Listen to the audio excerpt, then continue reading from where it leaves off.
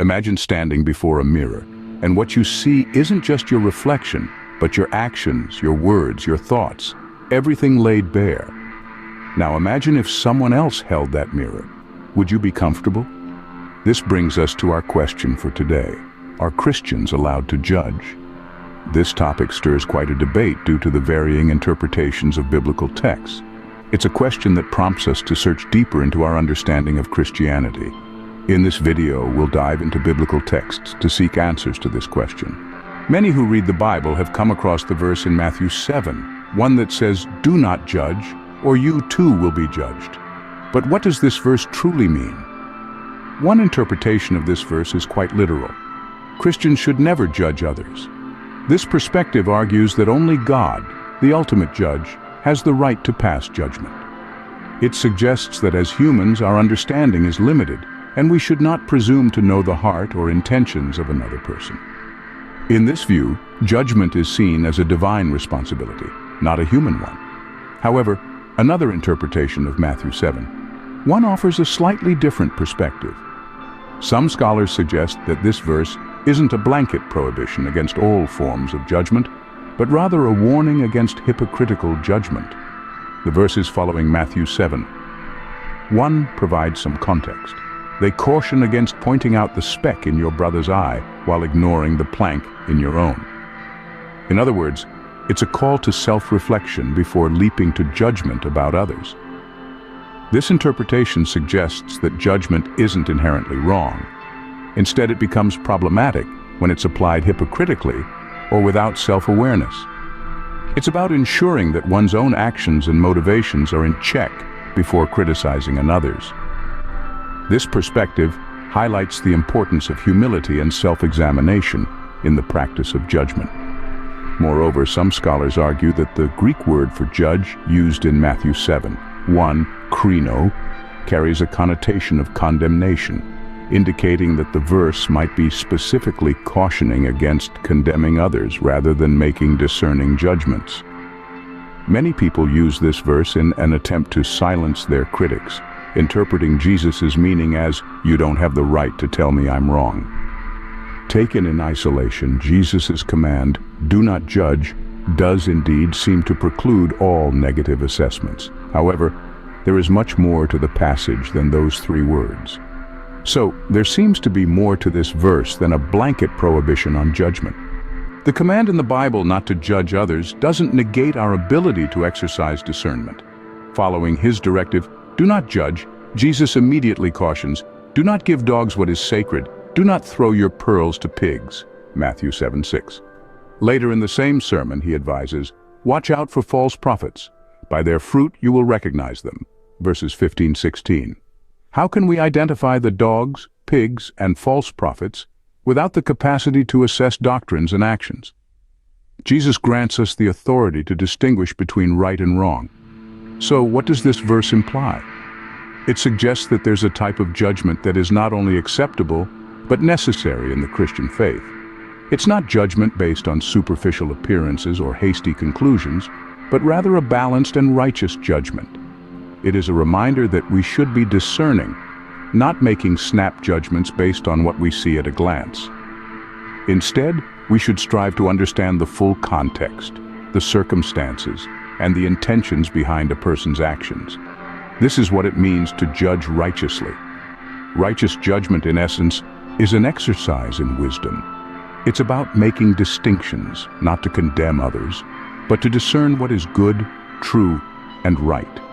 It's about recognizing the difference between right and wrong, truth and falsehood, and then making decisions based on that understanding. It's about upholding justice, fairness, and truth. But balanced judgment is not just about discernment. It also requires love. When we judge righteously, we do so with love, not with a desire to condemn or belittle. Love tempers our judgment, ensuring that it is not harsh or unkind, but fair and compassionate. In the Christian faith, we are called to love one another.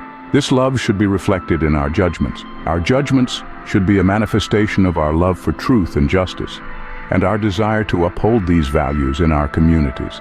In the end, balanced and righteous judgment is less about pointing fingers and more about understanding, discerning and promoting what is right and true. It's a call to wisdom, love, and fairness. Believers are warned against judging others unfairly or unrighteously, but Jesus commends right judgment. John 7:24, ESV. We are to be discerning. Colossians 1:9, 1 Thessalonians 5:21. We are to preach the whole counsel of God, including the Bible's teaching on sin. Acts 20:27, 2 Timothy 4:2. We are to gently confront erring brothers or sisters in Christ. Galatians 6:1. We are to practice church discipline. Matthew 18:15, 17. We are to speak the truth in love. Ephesians 4:15. We've looked at judgment, but what about love? The Bible commands in John 13:34, "A new command I give you, love one another. As I have loved you, so you must love one another." Now let's consider this for a moment. The role of love in judgment is critical. It's the nucleus that holds everything together. When we judge, it should not be out of spite, malice, or the desire to belittle someone. Rather, our judgment should be grounded in love, aimed at restoration rather than condemnation. You see, love is the key theme that every Christian should always come from. It's the golden thread that weaves through every teaching, every commandment. And when it comes to judgment, love acts as a navigation, a car that steers us towards compassion and understanding. It helps us see beyond the surface, beyond the actions or words that may initially stir our judgment. Imagine, for instance, a friend makes a mistake. It's easy to judge them harshly, to criticize and condemn. But what if we approach the situation with love? Suddenly our judgment becomes an opportunity for growth, for healing. We can offer advice, support, or even a rebuke if necessary, but all with the intention of helping them better themselves, of restoring them. That's the beauty of love-infused judgment. It shifts the focus from punishment to improvement, from condemnation to restoration. It gives us the chance to build up rather than tear down, to heal instead of hurt. And this is precisely what the Bible encourages. In Proverbs 27:5 we read, "Better is open rebuke than hidden love." It's a call to express our love through honest, constructive judgment, always with the aim of promoting growth and restoration. So when we talk of judgment in the Christian context, we cannot ignore the role of love.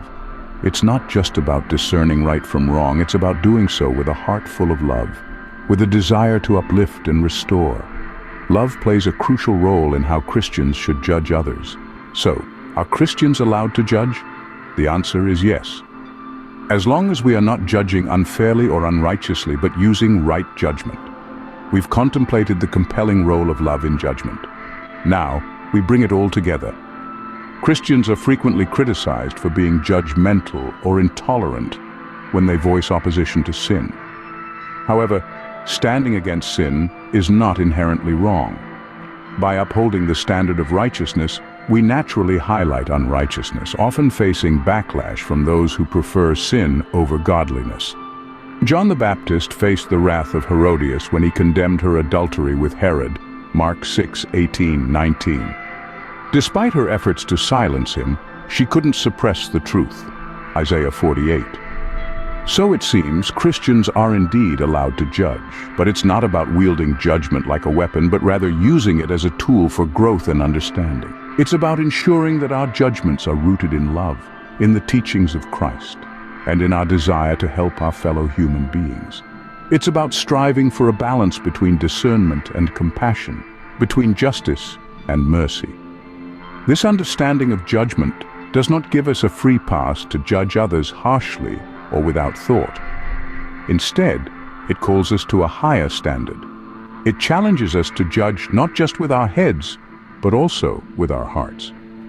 In the end, perhaps the question isn't so much, are Christians allowed to judge, but rather, how should Christians judge?